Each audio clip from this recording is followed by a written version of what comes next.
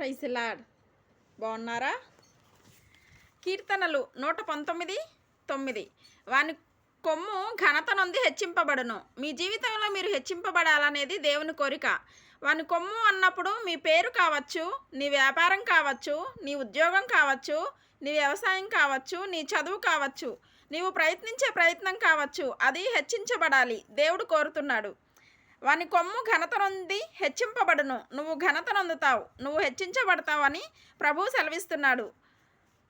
ఎట్టివారిలో జీవితం ఆనందించబడుతుంది? దేవుని ఆజ్ఞను బట్టి ఆనందిస్తున్నావా? నీవు హెచ్చించబడాలి, పైకి రావాలి, ఆశీర్వదించబడాలి అంటే ఖచ్చితంగా నీవు నీ జీవితంలో దేవుని బట్టి ఆనందించే వ్యక్తిగా ఉండాలి.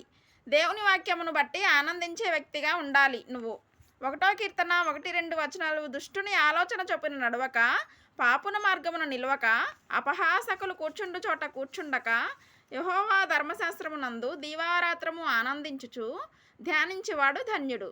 ఆనందించుచు ధ్యానించాలి. అట్టివాడు నీటి కాలువల యొరను నాటబడినదై ఆకు వాడక తన కాలమందు ఫలించే చెట్టు వలె ఉంటాడు. నువ్వు విఫలుడవు అవటం దేవుని చిత్తం కాదు.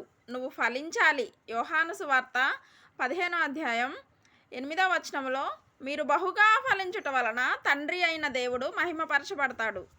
కాబట్టి మీరు ఆయన శిష్యులుగా పిలువబడాలంటే మీరు బహుగా ఫలించాలి అని ప్రభువు కోరుతున్నాడు.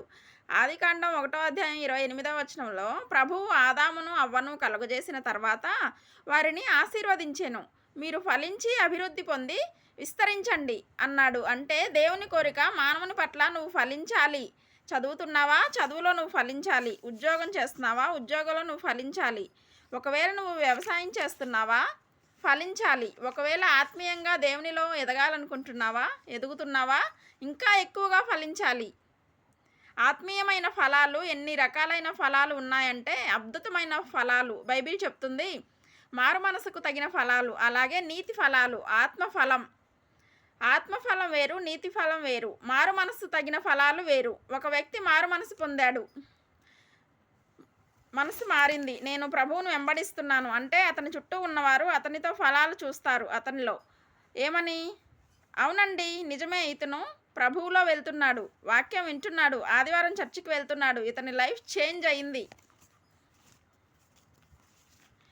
అని అతనితో ది గెస్ట్ ఫ్రెండ్స్ ఎవరైతే ఉండేవారో ఇంతకుముందు వారు చెప్తారు. ఎలాగా ఒకప్పుడు తాగేవాడు, ఇప్పుడు తాగట్లేదు అని వారు చెప్తారు. మారు మనసు పొందాడు అని.